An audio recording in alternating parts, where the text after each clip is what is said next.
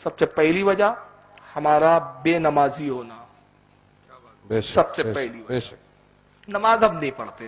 11ویں کا نام ہو تو 10 من کی بریانی تیار ہے، میلاد کی بات ہو 50 من پکانے کے لیے ہم تیار ہیں، جلوس کی بات ہو آہا جلوس سے اچھا تو منورنجن کا کوئی سادھن نہیں ہے اس وقت ہمارے پاس، کیونکہ ڈی جے ہم نکالیں گے، تھرکیں گے، ہم ناچیں گے، ہم پیر تو ہمارے تھرکنا چاہیے، یہی تو تعلیم ہے۔ عرس ہوگا ابھی، کس کا عرس ہوگا آپ کے یہاں؟ حضرت سلطان حیدر علی کے پیر و مرشد۔ کیا یہ لوگوں نے، یہ بزرگوں نے یہی تعلیم دی ہے کہ میرے عرس کے نام پہ ڈھول بجاؤ، ناچو، تھرکو، ڈی جے بجاؤ؟ کیا بزرگ اسے ہی کہتے جو ناچتا ہے، تھرکتا ہے، گاتا ہے؟ قرآن تو کہتا ہے میرا ولی وہ ہوتا ہے جو صاحب تقوی ہوتا ہے۔ بے شک بے شک سبحان ان اولیاءہ الا المتقون، اللہ کے ولی نہیں مگر وہ جو صاحب تقوی ہے، جنہوں نے تقوی اختیار کیا۔ لیکن ہم نے ولیوں کا کیا سمجھ رکھا ہے؟ ولیوں کے لیے صرف قوالی، نواز قوالی سنتے تھے، ارے ہاں یار غریب نواز سنتے تھے، تو پہلے میرے بھائی یہ بھی تو ذرا بتا دے کہ وہ کس چیز کے ساتھ سنتے تھے، کون کون سے موسیقی کے آلات ہوتے تھے، کون کون سی مزامیر کے آلات ہوتے تھے، کون سے ڈھول، کون سے طبلے۔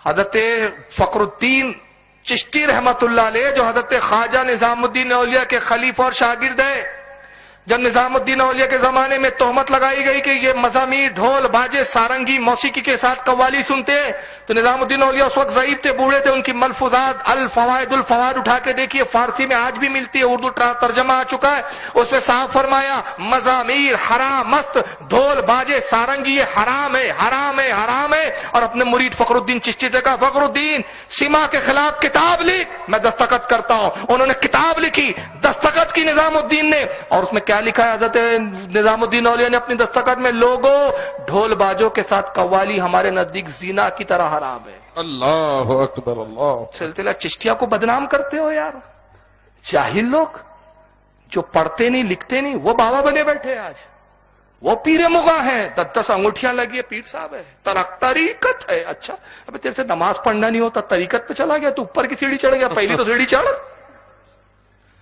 پہلی سیڑھی تو چڑھانی ہے، دوسری سیڑھی پہ عورتوں سے پیر دبا رہا ہے، طریقت، عورتوں سے بے پردہ مل رہا ہے، طریقت، نماز کیوں نہیں پڑھتا؟ قوالی سنے گا، طریقت، رقص کرے گا، طریقت، ناچے گا، طریقت، کیوں صاحب؟ طریقت ہے، طریقت اونچی ہے، شریعت چھوٹی ہے۔ ابے جب تو چھوٹی پہ فائز نہیں تو بڑی پہ کہاں چلا گیا؟ سلسلہ چشتیہ کو بدنام کرتے یہ لوگ۔ میں چشتی ہوں خدا کی قسم، میں آج تحدیث نعمت پہ کہہ رہا ہوں، سلسلہ چشتیہ سے بیعت بھی ہو، سلسلہ چشتیہ میں خلافت بھی ہے، مرید کرتا نہیں ہوں میں، سبحان اللہ سبحان اللہ۔ لیکن مجھے معلوم ہے، میں نے پڑھا ہے، نظام الدین اولیاء کی کتابوں کو میں نے پڑھا ہے، دلیل العارفین خواجہ غریب نواز کی کتاب کو میں نے پڑھا ہے، انیس العارفین حضرت خواجہ عثمان ہارونی کی کتاب کو میں نے پڑھا ہے، اسرار الاولیاء بابا فرید کی کتابوں کو میں نے پڑھا ہے، یہ کتابیں میرے پاس موجود ہے، کتاب کھولو اور دیکھو چشتیہ سلسلہ کے بزرگوں نے کیا لکھا ہے۔ خدا کے واسطے ان کو بدنام مت کرو، بدنام کرتے ہیں ان کو۔ قوالی سنا ہے، اچھا قوالی سنا ہے، نماز بھی تو پڑھی ہے انہوں نے، وہ کون پڑھیں گا؟ وہ تم نہیں پڑھو گے۔ مزہ مستی چاہیے، منورنجن چاہیے، نماز ہم سے نہیں ہوتی۔ طریقت کیا؟ ناچنا طریقت ہے، لڑکیوں کے بیچ جھومنا طریقت ہے۔ اچھا جب یہی طریقت ہے تو آپ اتنے بڑے پیر نہیں، آپ سے بڑا پیر سلمان خان ہے اور عامر خان ہے، وہ بہت بڑے طریقت پہ فائز، اس کا دن رات یہی کام ہے، پھر تو آپ اس سے جا کے مرید ہو جائیے، اس میں کیا سرخات کے پر لگے اس سے مرید ہو رہے ہو آپ؟ ایک بات بتاؤ یار ذرا ایمانداری سے، درد کے ساتھ میں بات کر رہا ہوں، ایک ڈی جے کا سندل نکلتا ہے آپ کے یہاں، ڈھول باجوں سے سندل نکلتا ہے، پورے ہندوستان کا یہی حال ہے، مجھے یہاں کا نہیں پتا لیکن میں پورے ہندوستان کی بات کر رہا ہوں۔